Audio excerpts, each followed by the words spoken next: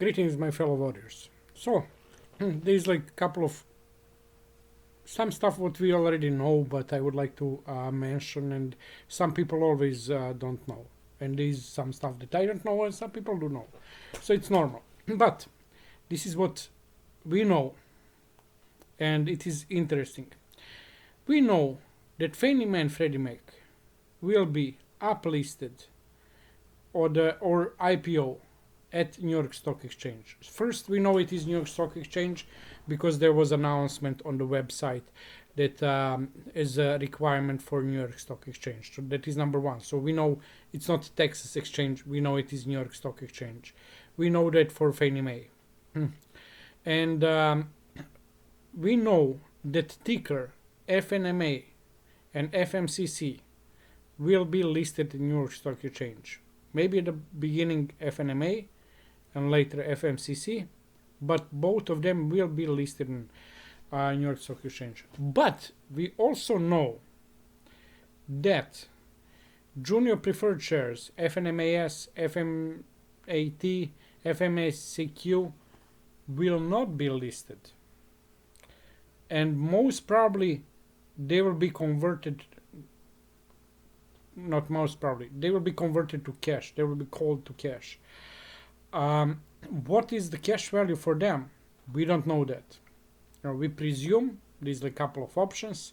We know that at par value for those shares is $1 or 0, and we have, you can, if you don't think that the value of FNMAS, FNMAT,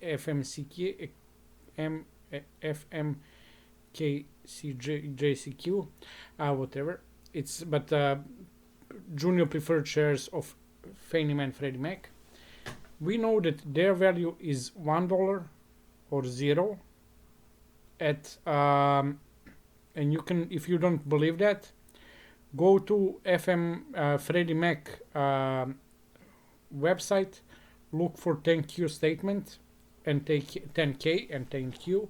At the first page you will see what is the at par value of Freddie Mac junior preferred shares. So it is $1. So whatever you pay now, you can expect to gain $1 unless there is a liquidation. But we don't have a liquidation, we have IPO. For Fannie Mae, if you go in FNMA and you go in a 10Q of Fannie Mae statement, 10Q or 10K, on the first page you will see the stated value. Then, if you don't know, you can search, Google it, and ask, in case that some company put state value of on a statement, why they do that? Why don't they put at par? The answer is because at the moment when the at par is 0, they put stated value or face value. So basically they use stated or face value in the cases that at par value is 0.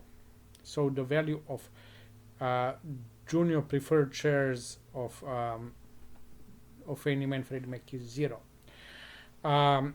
So that is what it says. Also, you can, if you look dig deeper and say, okay, there is, like in a prospectus which is like 30 years old prospectus, or maybe 10-year or 5-year-old prospectus, there is stated that they will be redeemed if they are redeemed at the state value or face value. That is kind of decent argument, but reality is that in the same document it says that callable dates are at certain time. For example, FNMAS was December 31st, 2025, and after that they cannot be recalled in 5 years. And if you go, so that is like contract, and say if it is the rule of the contract, that should be the case. But what we have that if you go on the Schwab website right now, you will see that those shares are callable at any time. What does it mean? That government don't plan to respect that prospectus. if they don't plan to respect the prospectus, do you think that they will pay the face value or not? And like in the best case scenario, best case, like they can dream that off, that value they will get is actually the current market value. But if they're getting the current market value and that is solved, and that happens, like let's say the government decide to do that at certain point of time, and they give you the money that is market value for the share right now, what do you think at the same time will happen with the common share? Do you think that common share will stay the same or go up or down, and how much up and down, if we know that some big stuff is a removal of junior preferred shares from Fannie Mae and Freddie Mac is happening? That is like definite sign that we are entering into IPO and uplist. So it's not even a little bit, it is like big sign that it means that it is end of the game. We have only that and senior preferred shares, and we know story for senior preferred shares. You can watch on other video, but we know that at that point of time, if you get market value, and common shares will go high up at that point of time, because we know what is going on and what is coming. Because up to now we don't know. That's why the stock share behave as it is. So I personally did own FNMAT like decent amount up to, let's say, 6-7 months ago, and then I sold it and moved to common. Why? Because by my calculations, the expectations I can get, the future gain I can have with common shares is much higher than it is with junior preferred. Regarding the risk, basically we are in the same bucket. If you look at the risk, do you think that they will delete and erase FNM common shares and leave the junior preferred shares? No, like something like that. The smaller risk of junior preferred shares is only in case of the liquidation. And in reality, do we go to liquidation with Fannie Mae and Freddie Mac? I don't think so.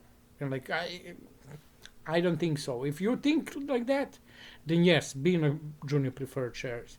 But in case that you think that we go to IPO, you don't have what to look in those shares, because the at par value is 0. The best you can get is current market value, and the face value is nothing. So it is up to you to decide.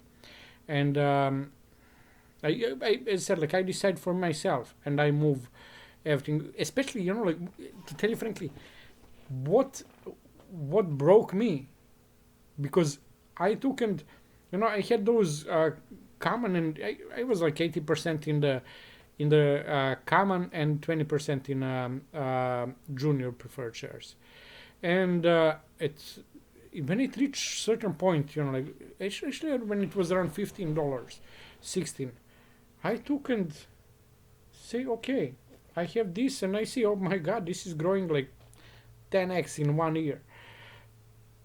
And I look my preferred shares, it was like double or something like that. I said, and then I took and put on the paper how much money I would have more in case that I was completely in a common shares, and the difference was around 200,000. I was I was pissed off. So and then I took and moved all to, and I said to myself, okay, can it grow more? At that point of time, FNMAS was around 20 or 18. It can go only up to 25 because it cannot grow more. They will never get the dividends because they are not cumulative. So the most it can grow like is 30% up at that point of time. Right now, that is 12. It can double. But if I stay at the same point of time, if in common, can it double? For example, in this case, at this moment, if you have junior preferred shares and they're like, let's say 12 and a half, just to have half of the face value, the best case scenario, if company is liquidated, you will get 25. For common shares, that is now 8. Can it double?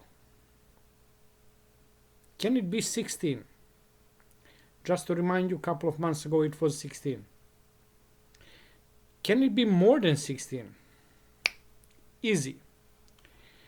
If I want my money to be in one of those two, do I want to be in something what has limited growth, or in something that can grow much higher?